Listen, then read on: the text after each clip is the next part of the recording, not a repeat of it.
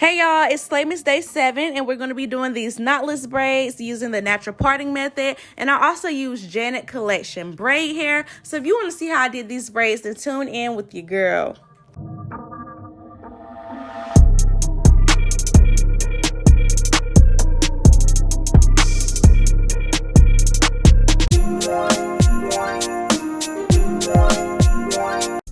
Okay, so today I'm going to be using this Janet Collection braid hair. This hair did come pre-stretched and pre-sectioned, which I'm going to show y'all. I think this hair was great if you don't know how to like pull the hair from the bundle. It is already sectioned off for you. The length of this hair was 60 inches and it was in the color 99J. I thought the packaging was very cute. They also sent this thank you card, and it also came with 2 combs. One of the combs had their logo. Now this is the way that the hair came. It was pre-sectioned, so if you struggle with knowing how many pieces to add or how to grab the hair from the braid hair, then this hair would be perfect for you. And of course, I'm going to be using my sleigh band, which you can purchase on my website. I have it in the color pink. And then I'm going to be using my favorite product ever, EBIN braid formula. So I decided to try something different when I did these braids, and I decided to use the natural parting method. Now, if you saw my last tutorial that I've done, I think it was like a box braid tutorial, I did the natural parting method, but I didn't really go into detail. So I decided to do it with some knotless braids and actually go into more detail with the natural parting. So just stay tuned and I will go into detail about how you can also achieve the natural parting method with the knotless method.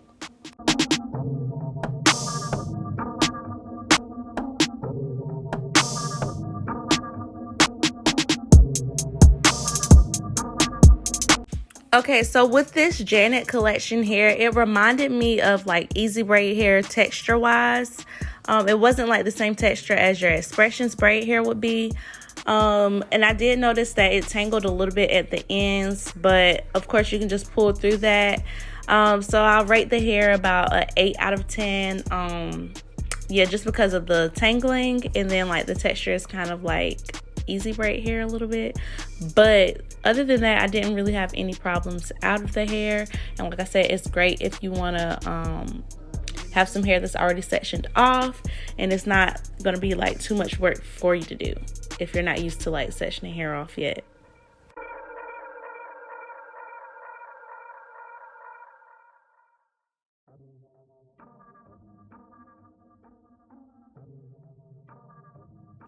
And these braids were butt length, so I'm going to continue to add the hair in as I braid down.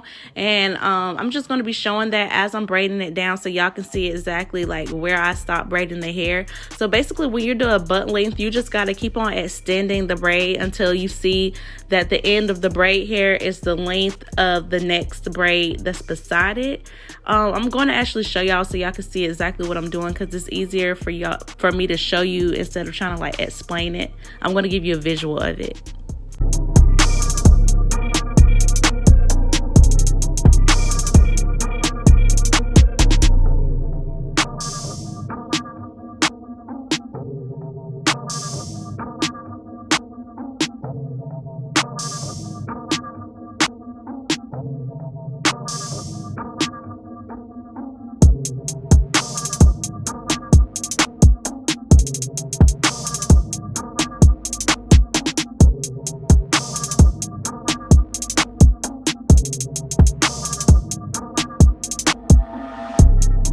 Natural parting is really easy. So basically you're just curving your parts and you're going along the curve of the client's head. This is my sister, so I was just going along the curve of my sister's head.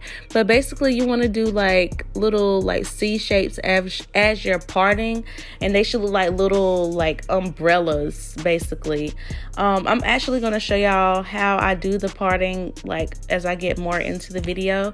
But to explain the concept of a knotless braid, if you don't know how to do a knotless, basically what I'm doing, I start off in the braiding motion, not really yet braiding, and then I'm adding the hair in, and I'm adding that in between my index finger and my thumb. And I'm just doing that, starting off small, because the smaller you start, the flatter the braid will be. And then I'm just gradually increasing the size, not too much though, because I'm just building the braid. That's really all it is to knotless braids. Just build your braid until you get the size that you want and the length that you want.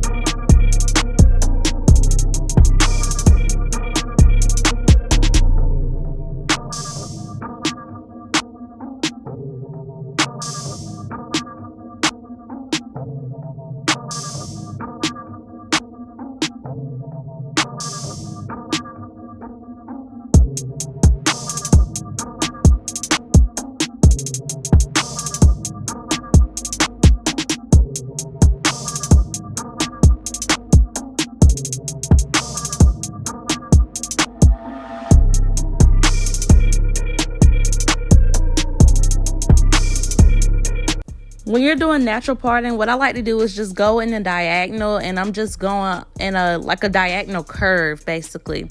So each curve is a row basically. So that's one row, and then under that, that's one row. Basically like the same way you would do it like with straight parts, but you're just doing natural parts. So I'm going to show you exactly how I do it right now.